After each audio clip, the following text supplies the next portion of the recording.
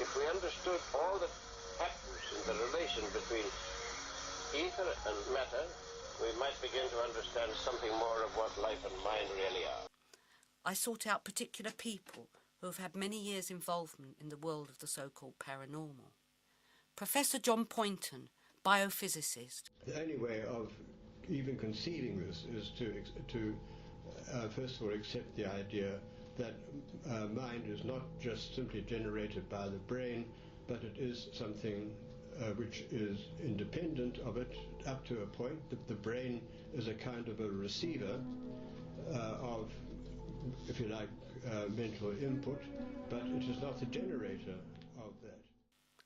I met Brenda Marshall, a well-read, wise and practical woman in her 90s, a former president of the College of Psychic Studies. Brenda, you met your husband Andrew during World War II in Lisbon, didn't you? You tell us in your writing that you experienced a good deal of spontaneous physical phenomena together. Suddenly the chandelier started swinging slowly from side to side. It was followed by these floor-length velvet curtains which rose up and lay almost horizontal against the ceiling. My husband on that occasion was very, very agitated. I don't think we discussed it, but I certainly realized that he thought it was something to do with the war and not with pleasant people. He thought it a very unpleasant experience. If the result is that personalities continue to exist, then they must have a physical vehicle for that existence, and that vehicle, I believe, will be found to be ether, which is the entity which fills space. That was physicist Sir Oliver Lodge, born the year that Wordsworth died and recorded in the 1930s, talking about survival research. In November 1916, Lodge caused a sensation by the publication of Raymond, or Life and Death, named after his son, killed at Ypres. The book was probably considered an embarrassment by many within the scientific world, and dangerous by some in the church. Necromancy pure and simple was the term used by Lord Halifax, an apologist for High Church Anglicanism. But Raymond was a bestseller, going through 6 editions by the end of 1916. It gave bereaved people the hope that religious doctrines, the communion of saints and the resurrection of the body, largely failed to do.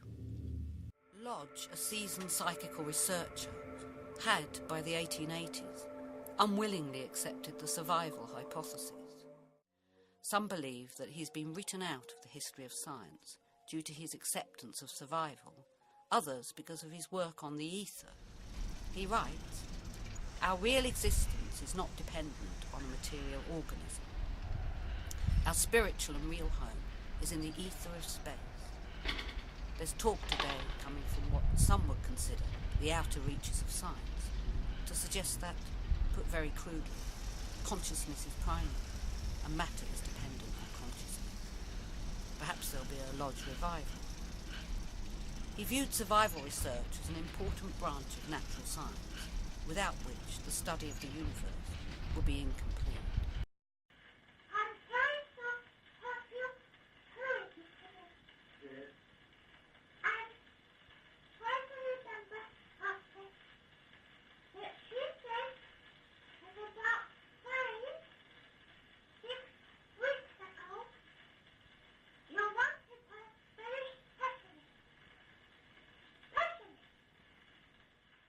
That was Mrs. Leonard in trance, recorded during the 1930s.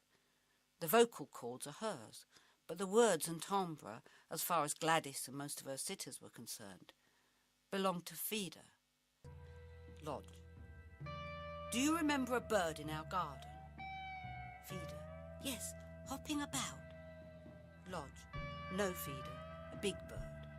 Fida: "Of course, not sparrows," he says. "Yes, he does. He says, put him on a pedestal. No, that they put him on a pedestal." He was considered very wonderful. It sounds nonsense what he says. These are just a handful of incidents, bizarre reading to some, which are trivial in subject matter, although evidential in intention.